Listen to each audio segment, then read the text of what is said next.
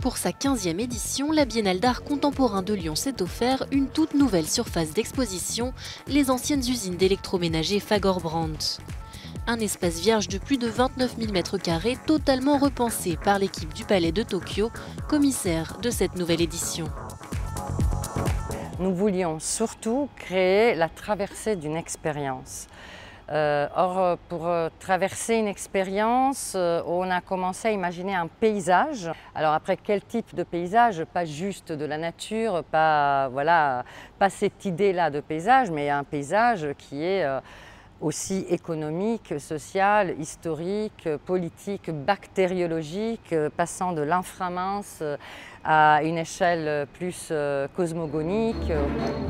Avec Design Room, les Autrichiennes Jacob Lena Kneb et Ashley Hanscherl interrogent les normes et l'identité de genre. J'aime utiliser la formule transmédia, transgenre, car je suis moi-même transgenre et dans mes peintures, j'essaye toujours de mélanger les différents genres et les différents médias. L'œuvre Prometheus Delivered mélange quant à elle la mythologie et la science.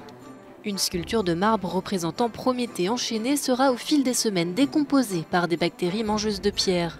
En parallèle, des cellules hépatiques humaines sont alimentées par ces mêmes bactéries afin de cultiver un foie artificiel pour Prométhée.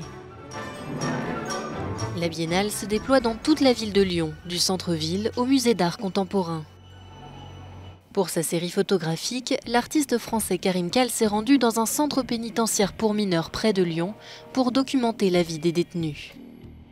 Ici, on a le portrait d'un surveillant qui a été réalisé par un détenu au stylo bille. On a aussi ce carreau qui est brisé, qui renvoie à une pratique qui est très répandue dans le milieu carcéral, qui est celui de faire claquer sa fenêtre pour manifester leur mécontentement.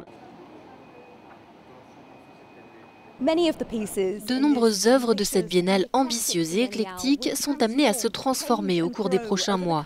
Des changements qui reflètent la métamorphose de ce bâtiment, passé d'une usine d'électroménager à un centre culturel. Andrea Bolitho in Lyon for Euronews.